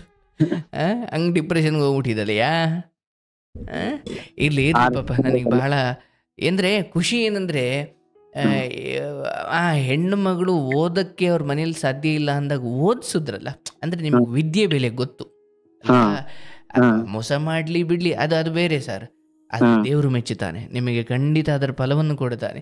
ಅವ್ರು ಮೋಸ ಮಾಡಿರಬಹುದು, ಆದ್ರೆ ಒಂದು ಹೆಣ್ಣು ಮಗಳನ್ನ ನಾನು ಓದಿಸಬೇಕು ಅಂತ ನಂಬಿಕೆ ಇಟ್ಟು ಎಲ್ಲೂ ಕೂಡ ಅನುಮಾನ ಪಡದೆ, ಯಾಕಂದ್ರೆ ಇನ್ಯಾರೋ ಬಂದು ಹೇಳಿದಾಗ್ಲೂ ಕೂಡ ನೀವು ಅಷ್ಟು ತಲೆ ಕೆಡಿಸ್ಕೊಂಡಿರ್ಲ, ಇಲ್ಲ ಕಣೋ ಆ ಹುಡುಗಿ ಸರಿ ಇಲ್ಲ ಇನ್ನೇನು ಮಾಡ್ತಾವಳೆ ಅಂದಾಗ್ಲೂ ಕೂಡ ನೀವು ಇಲ್ಲ ಬಿಡಪ್ಪ ಹಂಗೇನಿರಲ್ಲ ಅಂತ ಸುಮ್ಮನೆ ಆಗಿದ್ರಿ. ಸರ್ ನಾವ್ ಒಂದಿನಾನು ಹೋಗಿಲ್ಲ ಸರ್, ಒಂದಿನಾನು ಕಾಲೇಜ್ ಮೆಟ್ಲ್ ಸುತ್ತ ನೋಡಿಲ್ಲ. ನನ್ಗೆ ಹೇಳಿದ್ರ ಅಣ್ಣ ಹಿಂಗತಿ ಮಾಡಕತ್ತಾಳ ಅಣ್ಣ, ನಾನ್ ನೋಡಿದೀನಿ ಅಂತ ಒಂದ್ 3 ಜನ ಹೇಳಿದ್ರು ಸರ್ ನನ್ಗೆ ಆಲ್ರೆಡಿ. ನಾನಾದ್ರ ಹುಚ್ಚುಳ ಮಕ್ಳ ಅಂತ ಹುಡುಗಿ ಅಲ್ಲ ಅವಳು, ನನ್ ಬಿಟ್ರ ಮತ್ ಬದ್ಲಿ ಆ ಹುಡುಗನ ಇದು ಮಾಡ್ದವಳಲ್ಲ ಅಂತಂದ್ ನಾ ಬಾಳ ವಿಶ್ವಾಸ ಇಟ್ಕೊಂಡಿದ್ದೆ ಸರ್. ಆದ್ರೆ ನನ್ಗೆ ಈ ತರ ಇಲ್ಲ, ವಿಶ್ವಾಸ ದ್ರೋಹಗಳು ಆಗ್ತವೆ. ಸೀತೆಯಂತ ಹೆಣ್ಣು ಮಗಳು ಬಹಳ ಅಪರೂಪನಯ್ಯ. ಸೀತೆ ಅಂತವಳು ಸಿಗ್ಬೇಕಂದ್ರೆ ನೀನು ರಾಮನಂಗಿರು ಆಯ್ತಾ, ನಿನಗೆ ಸೀತೆ ಅಂತವಳು ಮುಂದ್ ಬರ್ಲಿ. ಈಗೇನು ನಾನು ಅಲ್ಲ ಸರ್, ನಾನು ಅವಳು ಏನಾದ್ರು ಕೆಡಿಸ್ಬೇಕು ಅಂತ ಇಟ್ಕೊಂಡಿದ್ದೆ ಅಂತ ತಲೆಯಲ್ಲಿ ನಾನು ಯಾವಾಗ ಕೆಡಿಸ್ಬಿಡ್ತಿದ್ದೆ. ಆದ್ರೆ ನನ್ಗೆ ಆತರ ಮನ್ಸಿನ ಭಾವನೆಗಳೇ ಬರ್ಲಿಲ್ಲ ಸರ್. ನಾನು ಆತರ ತಿಂಕ್ನು ಮಾಡ್ಲೇ ಇಲ್ಲ. ನಾನು ಅದೊಂದು ಬರಬಾರ್ದು ಅಂತಂದ್ ಕೇಳೋದ್ ದೇವ್ರ ಹತ್ರ. ಕೆಡಿಸ್ಬಿಟ್ಟು ನೀನೇನ್ ನೆಮ್ಮದಿಯಾಗಿರ್ತಿರ್ಲಿಲ್ಲ ಇಲ್ಲ ಸರ್, ಕರ್ಮ ನೀನ್ ಅನುಭವಿಸ್ತಿದ್ದೆ. ಮತ್ತೆ ದೊಡ್ಡ ಕರ್ಮನೇ ಬೇರೆದೇ ಕತೆ ಇದೆ ಆಯ್ತಾ. ನಾನು ಕೆಡಿಸ್ಬೋಡಂಗಿದ್ರೆ ಕೆಡಿಸೋದಿದ್ರೆ ಯಾವತ್ತೋ ಕೆಡಿಸ್ಬೋದು, ಅದು ದೊಡ್ಡ ಸಾಧನೆ ಅಲ್ಲಯ್ಯ, ಅದು ಇರೋ ಧರ್ಮ, ಅದು ಹಂಗ್ ನಡ್ಕೊಳ್ಬೇಕು, ಅನಿವಾರ್ಯ ನಡ್ಕೊಂಡಿದ್ದೀಯ, ಅದಕ್ಕೇನು ತೊಂದರೆ ಇಲ್ಲ. ಆದ್ರೆ ನಾನು ಮನ್ಸು ಮಾಡಿದ್ರೆ ಯಾವತ್ತೋ ಕೆಡಿಸ್ಬಿಡ್ತಿದ್ದೆ. ಈಗ ಅವಳು ನಿಮ್ಗೆ ಏನೇ ದ್ರೋಹ ಮಾಡ್ಲಿ ಅದು ಅವಳು ತಿಂತಾಳೆ, ನಾನು ಬೇಕಾದ್ರೆ ಕೆಡಿಸ್ಬಿಡ್ತಿದ್ದೆ. ಹಿಂಗ್ ಹೇಳ್ಬಿಟ್ಟು ನೀನ್ ಪಾಪಿ ಆಗೋದು ಬೇಡ. ಇಲ್ಲ, ನಾನು ಅವಳು ಮೇಲ್ ಬಿದ್ದು ಬಂದಿದ್ರು ನಾನು ಅಂಥ ವಿಚಾರಕ್ಕೆ ಕೈ ಹಾಕೋನಲ್ಲ, ಅಥವಾ ಅಂಥ ವಿಚಾರಕ್ಕೆ ನಾನು ಇನ್ವಾಲ್ವ್ ಆಗೋ ಹುಡುಗ ಅಲ್ಲ ಗುರುಗಳೇ ಅಂತ ಹೇಳಿದ್ರೆ ಹೌದಪ್ಪ ಅದ್ಭುತ. ನಾನು ಯಾವತ್ತಿದ್ರು ಕೆಡಿಸ್ಬಿಡ್ತಿದ್ದೆ, ನಾನು ಮನ್ಸು ಮಾಡಿದ್ರೆ ಯಾವತ್ತೂ ಹಾಳು ಮಾಡಿಬಿಡ್ತಿದ್ದೆ. ಹಾಳು ನಾನು ಅದನ್ನೇ ಹೇಳ್ತಾ ಇರೋದು ಸರ್. ನಾನು ಆತರ ಮೇಲ್ ಬಿದ್ದು ಮಾಡ್ಬೇಕು ಅನ್ಕೊಂಡಿದ್ರೆ ಇದು ಆಗ್ಬಿಡ್ತಿತ್ತು. ನಾನು ಸುಮ್ನೆ ನಾನು ಮದುವೆ ಆಗೋ ತನಕನು ಆತರ ಡಿಸಿಷನ್ ತಗೋಬಾರ್ದು ಅಂತಂದ್ ನಾನು ಅಷ್ಟು ಇದನ್ ಮಾಡಿದ್ದೆ ಸರ್. ಆಯ್ತು, ಈಗ ಮದುವೆ ಆಗಿ ಹೋಗಿದ್ದಾರೆ, ಅವ್ರ ಪಾಡಿಗೆ ಅವ್ರು ಚೆನ್ನಾಗಿರ್ಲಿ. ಎಲ್ಲೂ ಕೂಡ ಆಕೆ ಬಗ್ಗೆ ಗೊತ್ತಿದ್ದು ಗೊತ್ತಿಲ್ಲದೆಯೂ ಎಲ್ಲೂ ಆಕೆ ಬಗ್ಗೆ ಈ ವಿಚಾರ, ಯಾಕಂದ್ರೆ ಈಗ ಮದುವೆಗೆ ಮುಂಚಿಗಿನ ವಿಚಾರಗಳನ್ನ ಮರೆತು ಹೋದಾಗ್ಲಿ ಸಂಸಾರಗಳು ಚಂದ.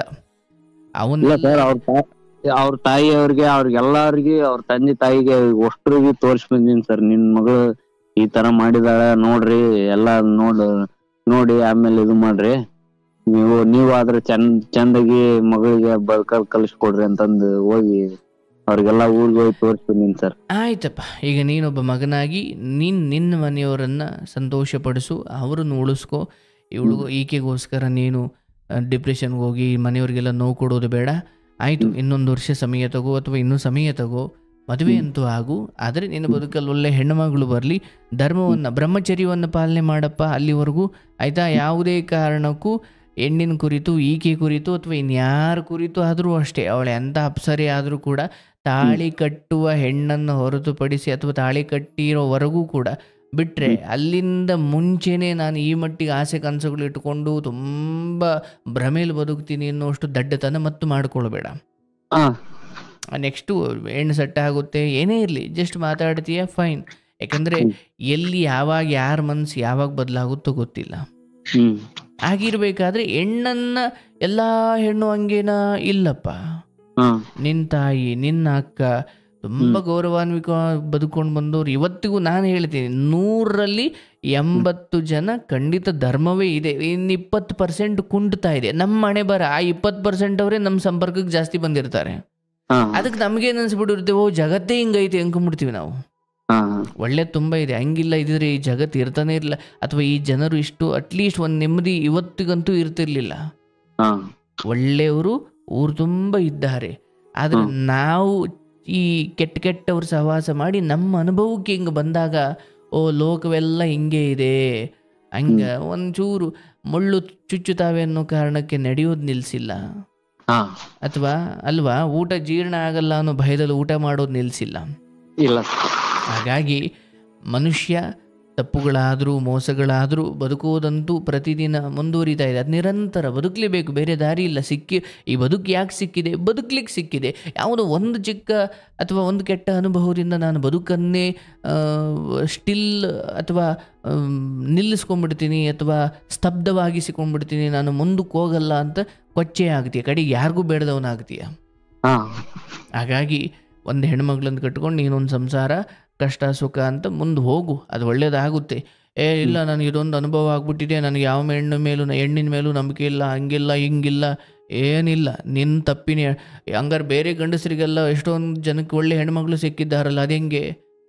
ನಿನ್ನ ಆಯ್ಕೆ, ನೀನೊಂದಷ್ಟು ಎಡವಟ್ಟು ಮಾಡಿಕೊಂಡ್ರಿ, ನೀವು ಒಂದಷ್ಟು ತೀರಾ ಅವಸರಪಟ್ಟು ಏನೇನೋ ನಿರ್ಧಾರ ಮಾಡಿಕೊಂಡ್ರಿ, ನೀವು ಒಂಚೂರು ಕಟ್ಟುನಿಟ್ಟಾಗಿ ಇಡಲಿಲ್ಲ, ಆಯಿತು. ಹಂಗಂದ್ರೆ ಎಲ್ಲ ಹೆಣ್ಮಕ್ಳು ಹಂಗೆ ಇರ್ತಾರೆ ಅಂತ ಅಲ್ಲಪ್ಪ, ಆಯ್ತಾ? ಇದು ಇಡೀ ಹೆಣ್ಣು ಕುಲದ ಮೇಲೆ ಆಪಾದನೆ ಬೇಡ. ಏನೋ ಅಂಥವ್ರು ಇರ್ತಾರೆ ಆಗಾಗ, ಊರು ಒಂದಾಗ ತಿಪ್ಪೆಗಳು ಇರ್ತವೆ. ಅಂದ್ರೆ ತಿಪ್ಪೆನೇ ಊರಲ್ಲ, ಅಲ್ಲಲ್ಲಿ ತಿಪ್ಪೆಗಳು ಇರ್ತವೆ. ಹಾಗಾಗಿ ಊರಲ್ಲಿ ದೇವಸ್ಥಾನವೂ ಇದಾವೆ, ತಿಪ್ಪೆನೂ ಇದಾವೆ. ಹಾಗಾಗಿ ಒಂದು ತಿಪ್ಪೆಯನ್ನು ನೋಡಿ ಓ ಈ ಊರೆಲ್ಲ ತಿಪ್ಪೆ ಅಂತ ಅಂದ್ಕೊಳ್ಳೋಕ್ಕಾಗಲ್ಲ. ಹಾಗಾಗಿ ಎಲ್ಲ ಹೆಣ್ಣು ಮಕ್ಕಳು ಹಾಗಿರಲ್ಲ. ಸಮಯ ತಗೋ, ಹೆಣ್ಣು ಕುಲದ ಮೇಲೆ ಗೌರವ ಇರಲಿ. ಆ್ಯಂಡ್ ಅದನ್ನು ಬಹಳ ಕಾಪಾಡ್ಕೊಂಡು ಬಂದಿದ್ದೀರಾ. ಹೆಣ್ಣಿಗೆ ನೀವು ದೈಹಿಕವಾಗಿಯೂ ಟಚ್ ಕೂಡ ಮಾಡಿಲ್ಲ ಅಂದಾಗ ಅದು ನಿಮ್ಮ ವ್ಯಕ್ತಿತ್ವದ ಸೂಚಕ.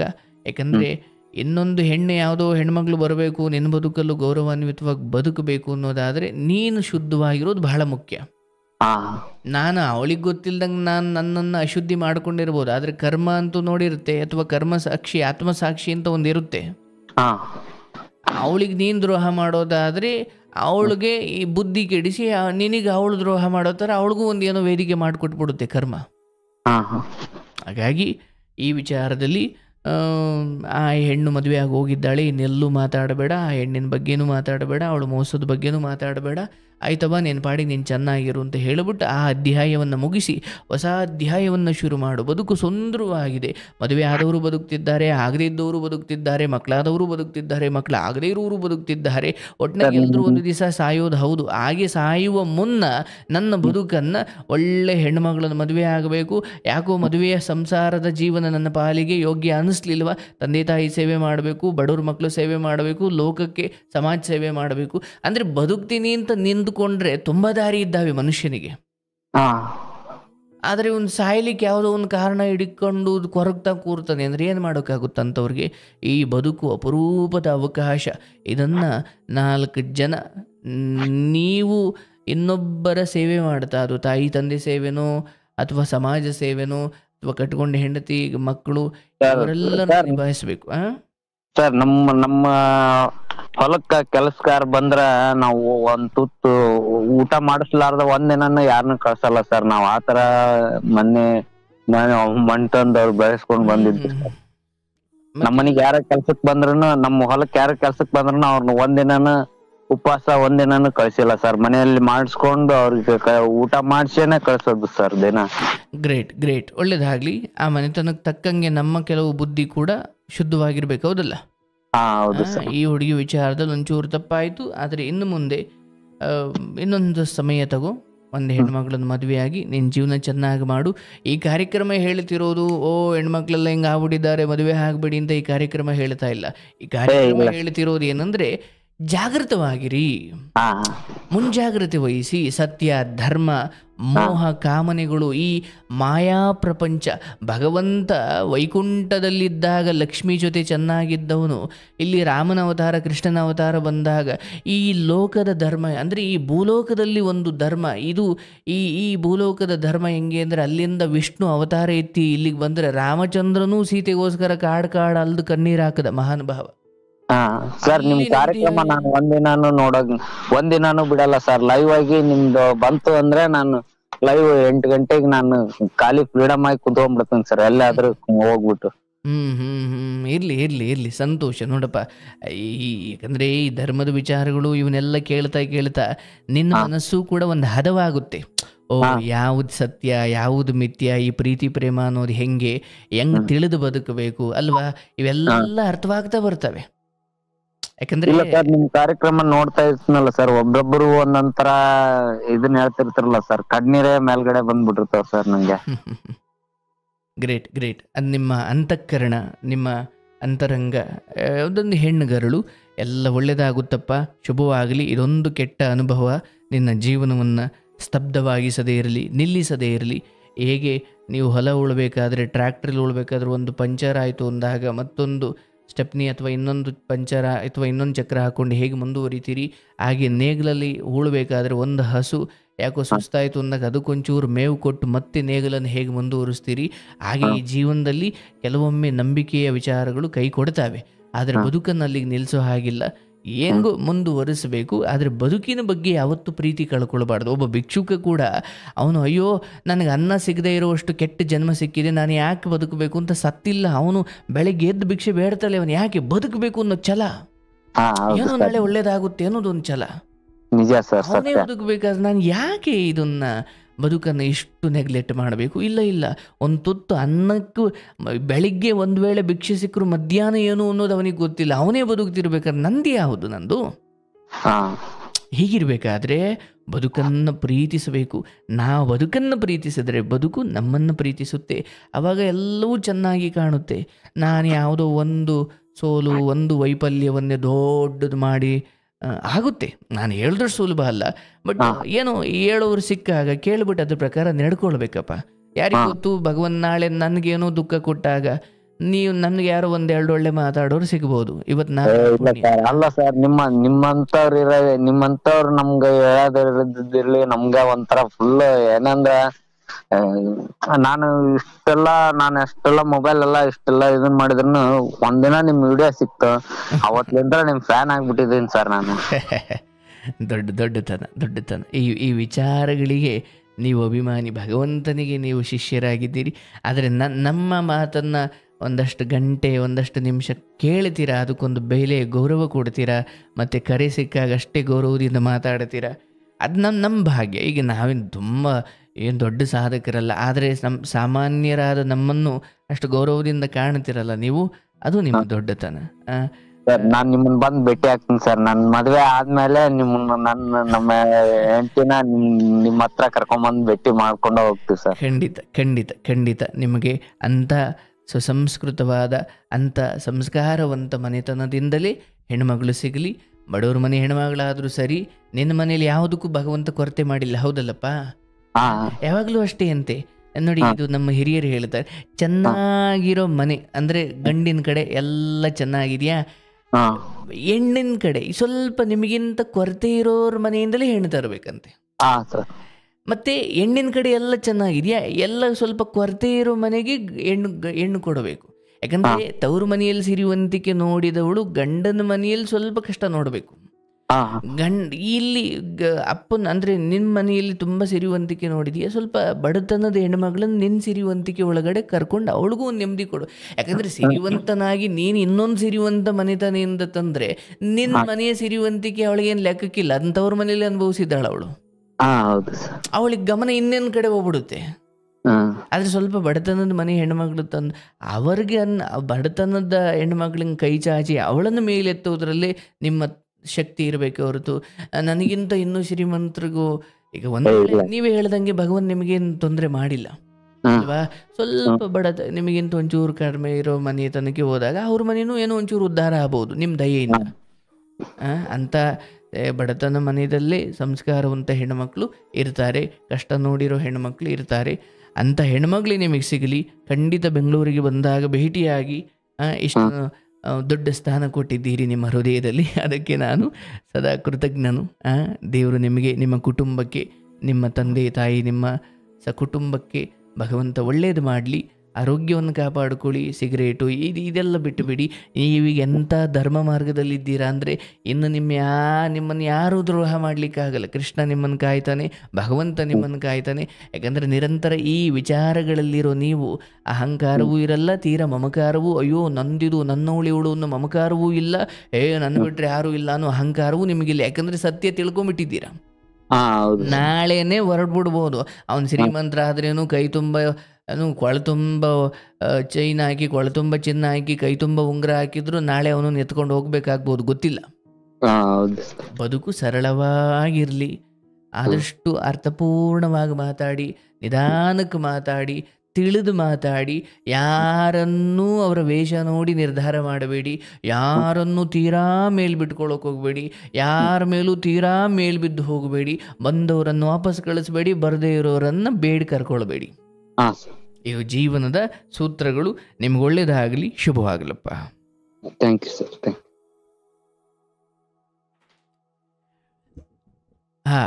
ನೋಡಿ, ಕೆಲವೊಮ್ಮೆ ಇಂಥ ವಿಚಾರಗಳು ನನಗೆ ಆಶ್ಚರ್ಯ ಅನಿಸ್ಬಿಡ್ತವೆ. ಅಂದರೆ ನೋಡಿ, ಆ ಹುಡುಗಿಗೆ ಓದಿಸ್ಲಿಕ್ಕೆ ನಂಬಿಕೆ ಇಟ್ಟು ಅವ್ರ ಮನೇಲಿ ಓದಿಸಲ್ಲ ಅಂದರೂ ಕೂಡ ಅಯ್ಯೋ ಬಿಡು ಹೆಂಗೋ ಮದುವೆ ಆಗೋ ಹುಡುಗಿ ಅಲ್ವಂತ ಓದಿಸಿದ್ದಾರೆ, ನಂಬಿಕೆ ಇಟ್ಟಿದ್ದಾರೆ, ಫೋನ್ ಕೊಡಿಸಿದ್ದಾರೆ. ಯಾರೋ ಹೇಳ್ತಿದ್ರು, ಗುರುಗಳೇ ಕರೆನ್ಸಿ ನಾನು ಹಾಕಿಸ್ತೀನಿ, ನಮ್ಮ ಹುಡುಗಿಗೆ ಒಂದು ಫೋನ್ ಕೊಡಿಸ್ಬಿಟ್ಟು ಕರೆನ್ಸಿ ನಾನು ಹಾಕಿಸ್ತೀನಿ, ಅವಳು ಆ ಕರೆನ್ಸಿ ಬಳಸ್ಕೊಂಡು ಇನ್ನೊಬ್ಬನ ಜೊತೆ ಮಾತಾಡ್ತಾಳೆ. ಏನು ಬದುಕಿದು? ನಿಮಗೆ ಇಷ್ಟ ಇಲ್ವಾ ಹೇಳ್ಬಿಡಿ, ಇಲ್ಲ ನನಗಾಗಲ್ಲ. ಹೆಂಗೋ ನೋವು ಪಟ್ಕೊಂಡು ಸುಮ್ಮನೆ ಆಯ್ತವೆ. ಈ ಕಡೆ ಕರೆನ್ಸಿ ಇವ್ರ ಕೈಲಿ ಹಾಕ್ಸ್ಕೊಳ್ಳೋದು, ಮಾತಾಡೋದು ಇನ್ನೊಬ್ಬನ ಜೊತೆ ಎಂದಾಗ ಇದಕ್ಕೆ ಇಲ್ಲೆಲ್ಲೋ ಕೊಲೆ ಆಗ್ತವೆ, ಇನ್ನೇನು ಮಾಡ್ತಾರೆ. ಈಗ ಅದನ್ನು ಫ್ರಸ್ಟ್ರೇಷನಲ್ಲಿ ಅಂತ ಎಡವಟ್ಟುಗಳು ಮಾಡಿಬಿಡ್ತವೆ ಕೆಲವು ವಿಕೃತ ಪ್ರೇಮಿಗಳು. ದಯವಿಟ್ಟು ಆ ತಪ್ಪನ್ನು ಹೆಣ್ಮಕ್ಳು ಮಾಡಲಿಕ್ಕೆ ಹೋಗಬೇಡಿ. ಪ್ರಾಮಾಣಿಕತೆ, ನಂಬಿಕೆ, ಅದೇ ನಿಮ್ಮನ್ನು ಕಾಪಾಡೋದು. ಒಳ್ಳೆಯದಾಗ್ಲಪ್ಪ, ಶುಭವಾಗಲಿ.